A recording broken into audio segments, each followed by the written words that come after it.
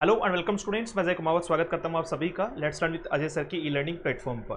तो चलिए बच्चे, शुरुआत करते हैं एक बेहतरीन से सेशन की। और इस सेशन की शुरुआत हम एक बहुत छोटी सी कहानी के साथ में करेंगे।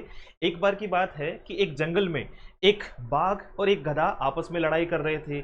अच्छा, लड़ाई का मुद्दा क्या था? लड़ाई का मुद्दा ये था कि गधा जो है वो कह रहा था कि ये सामने पड़ी हुई घास जो है वो नीली है, जबकि बाघ इस बात पे अड़ा हुआ था कि ये सामने पड़ी हुई घास जो है वो हरी है। जब बात बढ़ी तो दोनों जो हैं वो मिलकर कहाँ चले गए? शेर के पास में चले गए, जो आपका जंगल का राजा है।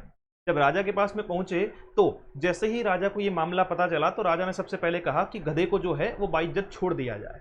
और जैसे ही गधे को छोड़ा गया तो साथ साथ में ये भी कहा कि एक काम करो, इस जो है वो बाघ को 50 कोड़े मार दो। और बाघ को 50 कोड़े की जो है वो सजा दी गई। जब जैसे जैसे ही जो है वो सजा कंप्लीट हुई तो उसके बाद में बाघ ने पूछने की हिम्मत दिखाई कि महाराज, आप तो ज्ञानी हैं, आपको तो सब कुछ पता है कि घास जो है वो हरी है, फिर भी आपने मुझे पिटवा दिया, है ना? उस गधे को छोड़ के मुझे पिटवा दिया।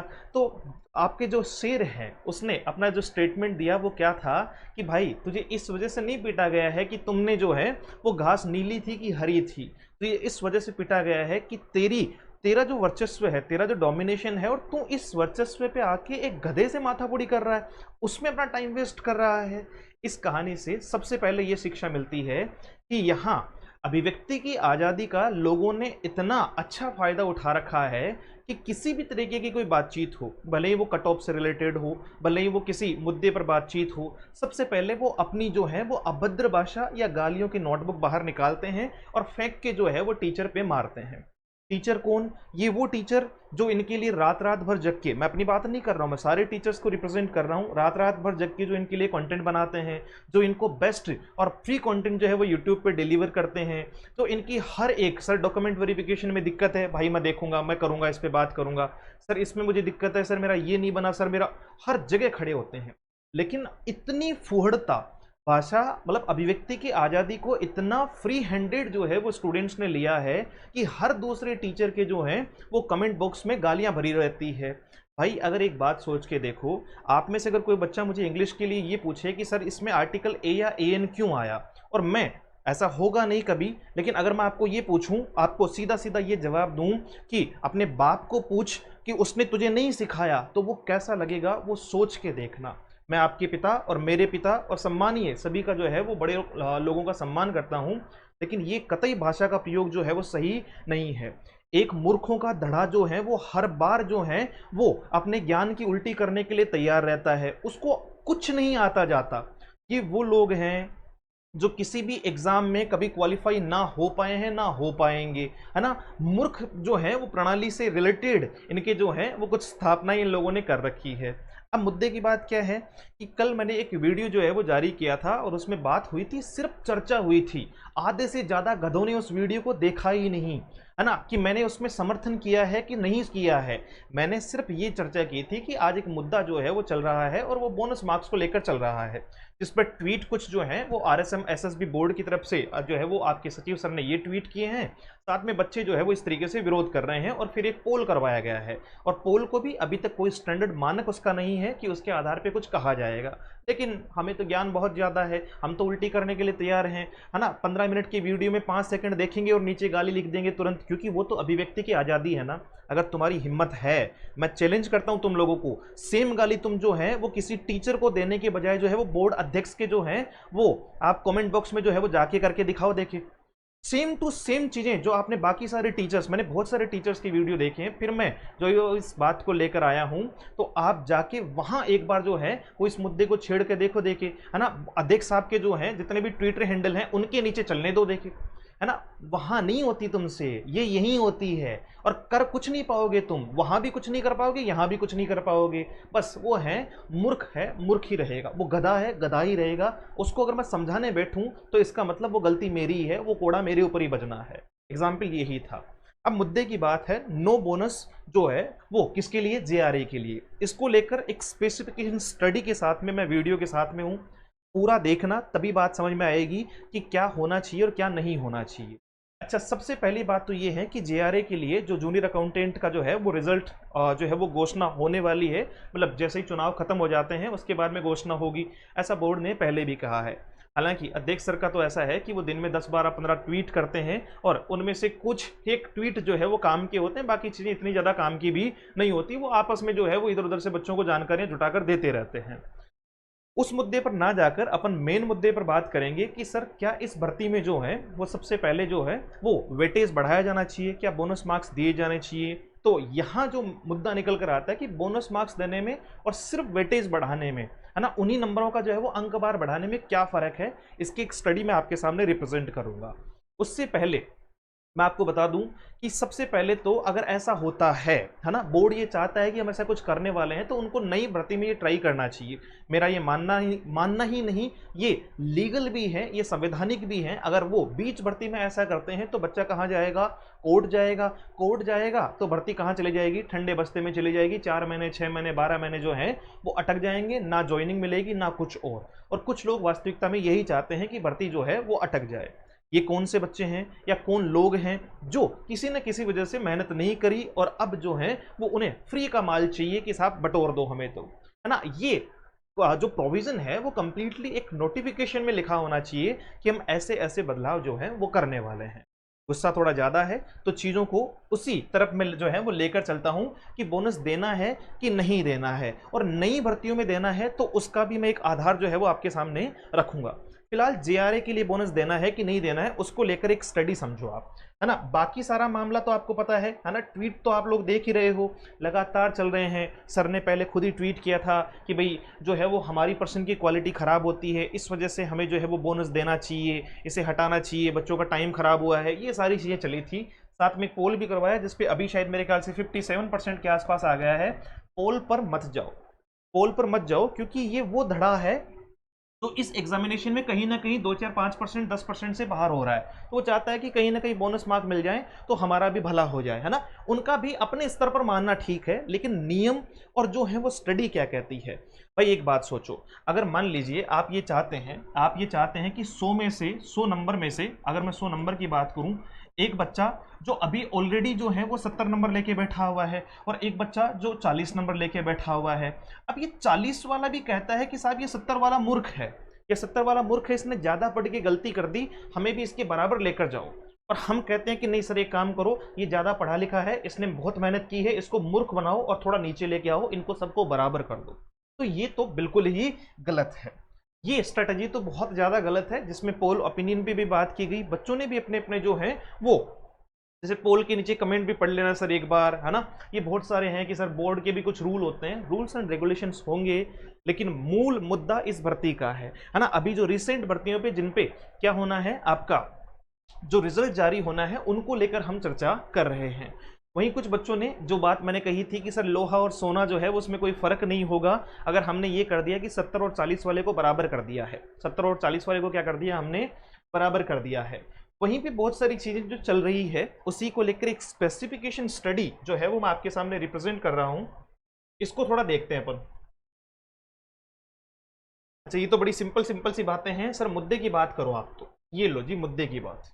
यहां से जो है वो लोग जो बोनस मार्क्स के जो है वो पक्ष में है, एक वो लोग जो बोनस मार्क्स के पक्ष में नहीं है। पूरी बात आपको जो है वो डिटेल से समझ में आ जाएगी, ठीक है। 2 एग्जाम्पल जो है वो हम लोगों ने लिए हैं। जैसे जेआरए के सेकंड पेपर की बात करें, मुद्दा किसका है, जूनियर अकाउंटेंट का है, और उसमें भी बड़ा मुद्दा है कि सेकंड पेपर में बच्चों को पासिंग मार्क्स नहीं मिल रहे हैं। मैंने एक पासिंग मार्क उठाया है आपका 35%, ठीक है। कौन सा है आपका 35%। जो जूनियर अकाउंटेंट का पेपर हुआ था उसमें जो सेकंड पेपर है उसमें 150 क्वेश्चन आए थे, ठीक है, सब बच्चों को पता है। 150 के जो है वो मार्क्स कितने हो गए, 450 मार्क्स का था, एक क्वेश्चन 3 नंबर का था। उसमें मिनिमम पासिंग मार्क्स जो बच्चे को चाहिए थे वो 35% चाहिए थे, यानी 157.5 जो है वो नंबर चाहिए थे। 157.5 जो है वो क्या चाहिए थे, नंबर चाहिए थे इस बच्चे को मिनिमम, ठीक है। एक क्राइटेरिया आपका मिनिमम 35% का था, तो मैंने 35% वाला ही लिया है ताकि आपको एक आइडिया आ जाए कि अच्छा रीजन क्या है, क्यों बच्चा विरोध कर रहा है, क्यों हम इसको जो है वो पक्ष में नहीं ले रहे हैं इस चीज को, तो उसका कारण समझो। उसका कारण ये है कि मिनिमम जो है वो 35% मार्क्स थे। अब मान लो केस है आपके सामने कि कोई ए बच्चा है जिसने 80 क्वेश्चन सही किए हैं इन 150 में से। कितने क्वेश्चन सही किए हैं, 80 क्वेश्चन। अब 80 के हिसाब से उसको मार्क्स कितने मिले सर, 80 गुणा 3, भैया 3 नंबर का मार्क जो है वो क्वेश्चन है, तो आपका कितना हो गया, आपका 240। मान लीजिए उसके 240 मार्क्स बन रहे हैं। कितने बन रहे हैं, 240 मार्क्स उसके बन रहे हैं, जो भी है कटकटा के सारी बात कर रहे हैं अपन। अब सुनना, यानी उसको जो है वो ओवरऑल अगर परसेंटेज देखा जाए तो 100 में से उसके परसेंटेज कितने आ रहे हैं, 53.33% आ रहे हैं। वो बाकायदा क्वालिफाइड है, उसमें कोई दिक्कत नहीं है, वो नौकरी की तरफ है, उसको अब डीवी की तैयारी करनी है। ठीक है, अगर अपन जो है वो स्टैंडर्ड मानक की बात करें तो 50% के आसपास अपन कट ऑफ मान के चल रहे हैं, लगभग 50 से नीचे ही जाने वाली है। लोग कह रहे हैं 60, 65, 70, वो उनका अपना अपना क्राइटेरिया है। वही 48 से जो है वो 50-52% तक मैक्सिमम रहेगा। अब इसमें जो है वो एक जो है वो सिचुएशन बनती है कि मान लीजिए ये सारा कुछ माना हुआ है ना, मैं किसी विद्यार्थी को सिर्फ मान के जो है वो ये बात कर रहा हूँ। मान लीजिए उस विद्यार्थी यानी बोर्ड ने जो है वो इस भर्ती में इन 150 में से 10 क्वेश्चन डिलीट कर दिए। 10 क्वेश्चन क्या कर दिए, डिलीट कर दिए। अब पुराना मेथड क्या कहता है कि डिलीटेड क्वेश्चन का जो अंक भार है वो बाकी क्वेश्चन में बढ़ जाएगा। बाकी क्वेश्चन में क्या होगा, बढ़ जाएगा। तो होता क्या है, जैसे ही 10 क्वेश्चन डिलीट हुए तो अब क्वेश्चन कितने बच गए, 140, और उनके नंबर कितने हैं, वही है सेम आपके। पहले 150 क्वेश्चन के लिए आपका 450 नंबर थे, अब 140 क्वेश्चन के लिए आपको 450 मार्क्स मिलने वाले हैं। यानी वेटेज जब देखा तो पहले जो क्वेश्चन आपका 3 अंक का था वो क्वेश्चन अब एक क्वेश्चन आपका 3.21 अंक का हो गया है। अंक बार बढ़ा दिया, जो पुराना सिस्टम है। और जो बच्चा है जिसका जूनियर अकाउंटेंट में अच्छे मार्क्स हैं, जो कट ऑफ क्वालिफाई कर चुका है, जिसको लग रहा है कि उसका हो जाएगा, वो इसका समर्थन कर रहा है पूरी तरीके से कि साहब पुराना मेथड ही होना चाहिए। क्यों कर रहा है उसका रीजन बताता हूं, और नया बच्चा ये क्यों कह रहा है उसका भी रीजन बताता हूं। तो उसके जो है वो कितने मार्क्स बढ़े, 3.21 हो गए अब, है ना, 10 क्वेश्चन डिलीट करते ही। अब 3.21 के हिसाब से सब में इसके जो है वो 21.21 मार्क्स सब में बढ़ेंगे 80 क्वेश्चन में, तो इसके टोटल नंबर कितने हो गए, 240 तो इसके पहले थे, और सब में जब बढ़े, है ना, ये तो कितने नंबर के हैं, ये तो सर 80 क्वेश्चन के हैं। अब 80 क्वेश्चन का वेटेज भी तो बढ़ गया 0.21 के हिसाब से, तो आपका ओवरऑल 16.8, यानी अब इसके परसेंटेज कितने हो गए, 57.06% हो गए इस बच्चे ए के। पहले इसके आए थे 53%, 53.33, अब आए हैं 57.06%। ठीक है, अब इस बच्चे को मान लीजिए बोनस दे दिया होता, क्या दे दिया होता, बोनस दे दिया होता कि साहब हम वेटेज नहीं बढ़ाएंगे, इनका सीधा नंबर हम आपको देंगे, सीधे क्या देंगे, नंबर हम आपको देंगे। तो बोनस अगर इनको दे दिया तो कितने नंबर देंगे, 30 के 30 नंबर। वो 10 क्वेश्चन जो डिलीट हुए थे उनके 3 के हिसाब से 30 नंबर, यानी 270 मार्क्स। 270 मार्क्स का मतलब क्या हुआ, अगर 450 के आधार पे देखा जाए तो 60% हो गए। इस बच्चे के कितने हो गए, 60 हो गए। एक चीज नोट किया आपने, इस बच्चे का तो प्रॉफिट ही प्रॉफिट है, इस बच्चे का तो क्या है, प्रॉफिट ही प्रॉफिट है, क्योंकि इसने ऑलरेडी अच्छी मेहनत कर रखी थी, ऑलरेडी इसके अच्छे मार्क्स थे, वेटेज में भी इसके 4 के आसपास परसेंट बढ़ गए, और जब जो है वो आपका जो है वो बोनस दिए गए तो भी इसके कितने बढ़ गए, आपके मार्क्स बढ़े हैं, लगभग 6.5 के आसपास जो है वो परसेंट इसके बढ़े हैं। ये डिजर्व करता है, क्योंकि इसने मेहनत की है, इसने 10-12 महीने खराब किए हैं, रात रात भर जागा है, तो इसके ये बढ़ना बिल्कुल डिजर्व करता है। ये पुराना मेथड से आपके जो है वो कितने हो जाएंगे, पुराने मेथड से इसके 57 हो रहे हैं, आ रहे थे 53, और अगर बोनस दिया तो इसके हो जाएंगे 60। इसके कितने हो जाएंगे, 60 हो जाएंगे। अब देखो मुद्दा क्या है, अगर वहीं पे हम एक बी स्टूडेंट को लें, स्टूडेंट बी को लें, जिसके मान लीजिए एग्जाम में क्वेश्चन जो है वो अभी के लिए फिलहाल के लिए कितने क्वेश्चन सही हो रहे हैं, 43 क्वेश्चन सही हो रहे हैं, यानी 43 क्वेश्चन सही हो रहे हैं, और 43 के हिसाब से उसके नंबर कितने आ रहे हैं, 129। क्या वो 129 मार्क्स में जो है क्या वो 28% में क्वालिफाई कर रहा है, तो आप कहोगे नहीं सर वो क्वालिफाई नहीं कर रहा है, वो बाहर हो गया है। मिनिमम क्राइटेरिया अगर आपका 35% है और आपके 28% आ रहे हैं, 28.66 आ रहे हैं, तो वो ऑलरेडी आपका क्या हो चुका है बच्चे, बाहर हो चुका है। अगर ये बच्चा बाहर हो चुका है तो अब इसके पास में ऑप्शन क्या है, वही 10 क्वेश्चन जो डिलीट हुए हैं उनके मार्क्स इसको भी ऐड करके दिए हमने। तो जैसे 0.21 आपका सब में वेटेज बढ़ा तो इसके 9 नंबर बढ़ गए, कितने बढ़ गए जी, 9 नंबर, यानी ओवरऑल 129 + 9, यानी इसके टोटल परसेंट हो गए 30.67। अभी भी ये बच्चा बाहर ही है, जो 1.5-2% का फर्क पड़ा है ना, उसके बावजूद ये बच्चा कहाँ रह गया, आपका बाहर ही रह गया। अभी भी ये 35% के क्राइटेरिया में नहीं आया है, 35% के क्राइटेरिया में नहीं आया है। लेकिन अगर इसको बोनस दे दिया, अगर इसको क्या दे दिया, बोनस दे दिया बजाय वेटेज बढ़ाने के, तो सीधा सीधा 30 नंबर बढ़ाएगा इसके जो है वो आपके रिजल्ट में। तो 129 + 30 कितने हो गए आपके, जो है वो आपके टोटल हो गए ये 9 और आपका 5, 159, और वो 450 में से जब देखा जाएगा तो ये बनेंगे 35.33। जैसे ही इसको बोनस दिया तो जो बच्चा ऑलरेडी आपका 28% पे था वो 35% पे आ गया, यानी वो जो है वो सिलेक्शन क्राइटेरिया के अंदर आ गया बोनस देने पर। और अगर वेटेज बढ़ा दिया तो इस पर कोई फर्क ही नहीं पड़ेगा, ये एक आधा % इसका जरूर बढ़ेगा लेकिन चीजों पे ज्यादा फर्क नहीं पड़ेगा। जो सिलेक्टेड बच्चा है वो ये चाहता है। मुद्दा क्या है, जैसे कि सभी बच्चों को भी पता है कि आपके जो महिला और आपके जो है वो एक्स सर्विसमैन अभ्यर्थियों के पद हैं, अगर वो नहीं भर पाए, अगर वो खाली रह गए तो मुद्दा ये है कि उन पे पुरुष अभ्यर्थियों को ले लिया जाएगा।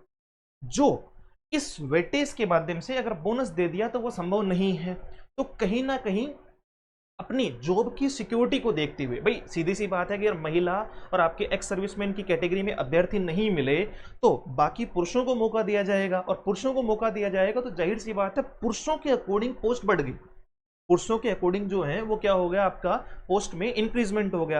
अब ये भैया बहुत बड़ा फर्क है, वास्तविकता में देखा जाए अगर इसको इस तरीके से सोचोगे तो ये बड़ा फर्क है कि यार एक बच्चा जो फेल हो रहा था वो बोनस देते ही पास हो गया, बोनस देते ही क्या हो गया, पास हो गया। ये तो फिर एक काम करो ना, नौकरी बांट दो फिर सीधा सीधा सा, है ना, परीक्षा करवाना।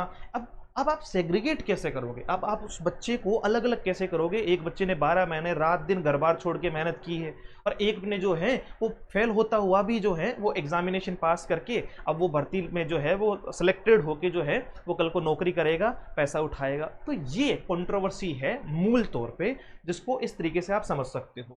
अगर वेटेज सिस्टम की बात करें, जो पुराना मेथड है ये पुराना है आपका, और पुराने मेथड पे जो है वो ये न्यू मेथड की बात हो रही है। पुराने मेथड पे इन दोनों बच्चों में कितना फर्क रहा, इन दोनों बच्चों में जो है वो लगभग 8% का फर्क रहा, लगभग 8 जो है वो आपके मार्क्स का फर्क रहा। और वहीं अगर बात की जाए नए मेथड की, तो नए मेथड में तो 0 हो गया, क्योंकि वो 30 नंबर इसको भी मिलेंगे, ए को भी मिलेंगे, और वो 30 नंबर बी को भी मिलेंगे। मुद्दा ये है, और इस बात के बिल्कुल प्रबलता से इस सारी चीज को समझते हुए मैं पक्ष में हूं। कल ऐसी पक्ष विपक्ष की तो कोई बात ही नहीं हुई थी, सिर्फ बताया था कि मुद्दा क्या है। आधे से ज्यादा तो गधे हैं, पूरा वीडियो देखते ही नहीं है, बस मुंह उठा के कोई बात जो है वो सुन ली। पूरा कभी भी कंक्लूजन पे जाना हो ना, लास्ट तक जाओ कि लास्ट में बंदे ने क्या कहा होगा, है ना। वहां ये कहा गया था कि भाई बाकी मामला जो है वो बोर्ड देखेगा। बाकी मामला कौन देखेगा, बोर्ड देखेगा। पक्ष और विपक्ष की बात हम कर ही नहीं पाएंगे, क्योंकि हमारे लिए दोनों ही बच्चे जो है वो पक्ष और विपक्ष में मायने रखते हैं, ठीक है। फिर भी एक सही और लीगल तरीका तो यही है कि फिलहाल जो है वो बोनस मार्क्स ना देके पुराने वेटेज सिस्टम से इसको किया जाए, ताकि जूनियर अकाउंटेंट की भर्ती पूरी हो जाए। ये गारंटी है कि अगर मामला जो है वो बिगड़ा, बोर्ड ने इसको जो है वो बोनस मार्क्स के तौर पे लेने का प्रयास किया, तो सबसे पहले तो ये भर्ती अटकेगी, है ना। क्योंकि बच्चा एग्जैक्टली कहाँ जाएगा, आपका जो है वो कोर्ट जाएगा, और कोर्ट जाते ही फिर तारीखें, वही डायलॉग याद आ गया होगा आप लोगों को। कोर्ट में तो क्या मिलता है, तारीख पे तारीख, तारीख पे तारीख, और तारीख पे तारीख, फिर भूल जाओ भर्ती को। इसलिए थोड़ा यूनिटी करो। जो बच्चे अब एकदम से लालच में आ गए हैं कि नहीं साहब हमारा भी सिलेक्शन इसी में हो जाए, वो दोबारा मेहनत करो, और दोबारा मेहनत करके अगली तैयारी की तरफ जो है वो आगे बढ़ो। रही बात सीईटी को लेकर, इसी ने सारा का सारा जो है वो मामला खराब कर रखा है। लड़ाई का मेन कारण जो है वो सीईटी बना हुआ है। अगर मैं कहूँ कि सीईटी हटना चाहिए, तो कहीं ना कहीं बच्चों को ये लगता है, या जो है वो लोगों को ये लगता है, बच्चा कमेंट भी कर देता है तुरंत कि साहब आपको तो कोर्स बेचने होते हैं, आपको तो वीडियोस पे व्यूज बढ़ाने होते हैं। तो भैया जैसे तुम्हें नौकरी चाहिए वैसे हमारा भी तो काम यही है। तुम्हारा काम अगर नौकरी प्राप्त करना है तो हमारा काम जो है वो अपने, मैं सीधा और सटीक बात करने वालों में से, मैं ऐसे घूमी घूमी नहीं खेलूंगा तुम्हारे साथ में, सीधी बात। मैं अभी तक किसी बच्चे को जवाब नहीं देता हूँ यूट्यूब पे, उसका कारण है कि मैं चाहता हूँ कि बच्चा थोड़ा सा जो है वो अभी उसको खुला खुला रखा जाए। बाकी आप सोच नहीं सकते हैं कि कितने टाइप की एक्शंस जो हैं वो यूट्यूब पे भद्दा कमेंट करने की वजह से हो सकती है किसी भी विद्यार्थी पर, है ना। अलग अलग तरीके से जो है वो चीज़ें हो सकती है। आपके सोशल मीडिया के नियम पढ़ लेना, आप आईपीसी की धाराएं पढ़ लेना, नियमावली पढ़ लेना। लेकिन ठीक है, कोई बात नहीं, बच्चा परेशान होता है तो हम भी समझते हैं कि उसको पहली बात तो मुद्दा ही नहीं समझ में आता कि मुद्दा क्या है। और रही बात सीईटी की, तो सीईटी पे तो भैया क्वेश्चन मार्क भले ही आप लगा दो, क्योंकि इसी ने मामला पूरा खराब कर रखा है। 1 साल 1.5 साल जो है वो बच्चे को हो गए। 22 वाली जो हुई थी, है ना, जो इसका 23 में एग्जाम हुआ था, जो 22 में आई थी अपनी, वो अभी 24 तक बच्चा उसी को जो है वो लेकर रो रहा है। है ना, उसी के आधार पे वो भर्तियों में बैठ रहा है। 60-70 हज़ार बच्चे भर्तियों में बैठ रहे हैं, बाकी जो हैं उनको अपना भविष्य ही नहीं पता। कोई जो है वो कुछ चेंज कर चुका है, कोई ट्रेड चेंज कर चुका है, कोई प्राइवेट नौकरी कर रहा है, क्या ही चल रहा है यार। तो सबके सब लोग जो है वो साथ में आओ। साथ में ही बेरोजगार संघ के कुछ युवाओं ने जो है वो एक घोषणा की है कि भाई वो कल सुबह जो है वो कल सुबह के समय पे आपके आरएसएम एसएसबी बोर्ड में चेयरमैन सर को जो है वो ज्ञापन या एस टाइप का कुछ जो है वो देने वाले हैं। तो सब लोग समर्थन करें ताकि बात जो है वो अभी के अभी सलट जाए, है ना, बात लंबी ना जाए, बात ही लंबी ना जाए। और इस भर्ती में कुछ नहीं, आप बाकायदा ज्ञापन दे सकते हैं, बिल्कुल जो है वो शांतिपूर्वक तरीके से। हुड़दंग करके जो है वो कुछ प्राप्त नहीं होगा, ये बात याद रखिएगा। कुछ युवा जो है वो नेताओं के चक्कर में मत आ जाना भाई, ये भी मेरी आप लोगों को सलाह है, वरना उनका कुछ नहीं बिगड़ेगा, तुम्हारा करियर खराब हो जाएगा, बोर्ड कल को फालतू एक्शन ले लेगा। तो बड़े शांतिप्रिय तरीके से कि साहब आपको जो करना है नए नोटिफिकेशन में बाकायदा लिख के दो। लिखित में आप जब हमें दोगे तो फिर हम डिसाइड कर लेंगे कि हमें उस भर्ती में शामिल होना है कि नहीं होना है। लेकिन फिलहाल तो जो है जैसा मामला चल रहा था, पुराने वेटेज सिस्टम से चल रहा था, जूनियर अकाउंटेंट का तो आपसे हाथ जोड़ के निवेदन है कि आप कर दो भाई साहब, अब रिजल्ट जारी कर दो, बच्चा बहुत परेशान हो गया है। तो सारी चीज़ें हैं, थोड़ा और पढ़ो लिखो, चीज़ों को बढ़िया तरीके से समझो, और इतना मूर्ख मत बनो एक पढ़े लिखे अनपढ़ के नाम से जाने जाओगे, वरना है ना तुम्हें जो है वो कोई बहुत बड़ा इतिहास में नाम दर्ज नहीं होगा तुम्हारा। अगर किसी टीचर को, किसी अध्यापक को गाली दे लेने से, उसको तू तड़ाक कह लेने से, उसको छोटा बता लेने से जो है वो तुम बड़े नहीं बन जाओगे। तुम्हारा कई अध्यापक तो ऐसे हैं जितनी तुम्हारी एज है उससे उतना तो उनको एक्सपीरियंस है टीचिंग का, है ना, जितने तुम्हारे ओवरऑल मार्क्स बनते हैं उतना वो एक सब्जेक्ट में ले आए। समझ रहे हो मेरी बात को आप? तो आप ये चीजें तो करो मत। हाँ, समर्थन देखो, मतभेद हो सकता है, मैंने क्या कहा, मतभेद हो सकता है, मनभेद नहीं होना चाहिए। मतभेद हो सकता है, अब कुछ बच्चे इस पे भी जो है वो कंट्रोवर्सी करेंगे, गाली गलौज भी करेंगे, अपना कमेंट भी करेंगे कि अरे सर आप तो जो है वो जूनियर अकाउंटेंट वालों के पक्ष में चले गए, उनको बोनस मार्क्स दिलवाने से आप जो है वो मना कर रहे हो, है ना। तो ये एक स्ट्रेटेजिक जो है वो चीजें, जैसा कि हमने एक पॉइंट से समझा उसको, है ना, पूरी इक्वेशन से समझा कि क्या फर्क पड़ेगा और क्या नहीं पड़ेगा। तो उम्मीद करता हूँ सब लोग जो है वो अच्छे से मेहनत करेंगे, आगे भी मेहनत करेंगे, और उम्मीद ये भी है कि ये भर्ती शांतिप्रिय तरीके से जो है वो पूरी हो जाए, रिजल्ट जारी हो जाए, और बाकी नया आपको जो है वो बोनस लगाना है वो भी कहीं ना कहीं एक अच्छा मुद्दा हो सकता है, लेकिन वो नई भर्तियों में आप उसको लागू करो। फिलहाल के लिए उससे ज़रा छेड़छाड़ करने की जरूरत ही नहीं है। So please run the campaign and that is called no bonus for GRA, है ना, इसको रन करते रहो ताकि माइंड में जो है वो चले, है ना। ट्विटर पे भी ट्रेंड कराओ, साथ में जगह जगह जहां आपको मिलता है वहां टैग करो, और टैग करके जो है वो आप बताओ लोगों को कि भैया नहीं रहने दो, बोर्ड तक ये बात पहुंचा दो कि साहब अभी तो रहने दो, बात की बाद में देखेंगे। ज्ञापन शांतिप्रिय तरीके से दिया जा सकता है, उसके लिए भी आप लोग जो है वो समर्थन लें, हम भी आपको पूरा सहयोग करेंगे, निश्चिंत रहें। साथ में वीडियो को जो है वो ज़्यादा से ज़्यादा दोस्तों के साथ में शेयर करें, और उनको साथ में ये कह देना कि भाई गधों पूरा देख लेना पहले, है ना, पहले ही कमेंट पे जो है वो चले जाते हैं, तो पहले देखना, देख के आप शांतिप्रिय तरीके से समझना कि कहाँ नुकसान हो रहा है, और बाकी वो लोग भी समझना। देखो जो इस बोनस मार्क्स का समर्थन करेंगे, आप एक बात सोच के देखना कि अगर आप इन बच्चों की जगह होते जो अभी हैं, तो क्या आप इस बात का समर्थन करते कि बोनस मार्क्स चाहिए? बस यहीं आते हुए जो है वो मामला गड़बड़ हो जाता है कि सर जब बात हमारी आएगी ना तो हम कुछ नहीं करेंगे। आप में से कोई विद्यार्थी अगर ये कहने के लिए तैयार हैं कि साहब मैं होता तो मैं करता, मुझे कोई दिक्कत नहीं थी, मेरी नौकरी चली जाती तो चली जाती, मैं तो बाकी उन लोगों को नौकरी देता जो योग्य, मतलब योग्य नहीं थे ये तो नहीं कहूँगा, लेकिन जिन्होंने अच्छी मेहनत नहीं की, जो मेरिट में नहीं आ पाए, मैं तो उनको नौकरी देता। साहब मेरा तो क्या है, मैं तो फकीर हूँ, उठा के झोला चला जाऊँगा कहीं पर, कोई नहीं कहेगा तुम में से। कहने की बातें अलग है, करने की बातें अलग है। तो सिंपल सा फॉर्मेट ये है कि जो तुम खुद के साथ में होते हुए नहीं देख सकते, वो किसी दूसरे के साथ में भी होते हुए मत देखो, और मत कोशिश करो फालतू की चीज़ों को। हाँ, बोर्ड के अपने नियम हैं, अगर वो बना लेगा और वो नए नोटिफिकेशन में डाल देगा तो ना तो तुम चेंज करवा पाओगे, ना मैं चेंज करवा पाऊंगा, और ना ही ये जो है वो यूट्यूब के प्राणी चेंज करवा पाएंगे। तो कोई चेंज नहीं करवा पाएगा, सिंपल सा फॉर्मेट है। अभी फिलहाल के लिए जो है वो रिजल्ट की तरफ जो है वो हमें चलना चाहिए, मेरा पर्सनली ये मानना है। और जूनियर अकाउंटेंट में तो नहीं भैया, इस हिसाब से तो फिर वो बच्चे जो है वो बाहर हो जाएंगे बेचारे, है ना, उनके लिए कंपटीशन जो है वो डबल टफ हो जाएगा। आपको जो है, जो लड़के बहुत मेहनत कर रहे हैं वो कहीं ना कहीं ये देख रहे हैं, लूप होल देख रहे हैं कि अगर महिला और एक्स सर्विसमैन नहीं मिले तो हमारा नंबर आ जाएगा, और डेफिनेटली आ जाएगा अगर ऐसा हुआ तो, है ना। तो ये सारी चीज़ें मुलाकात करते हैं एक और नए सेशन में। Thank you so much, have a great day, see you soon in the next session. जय हिंद।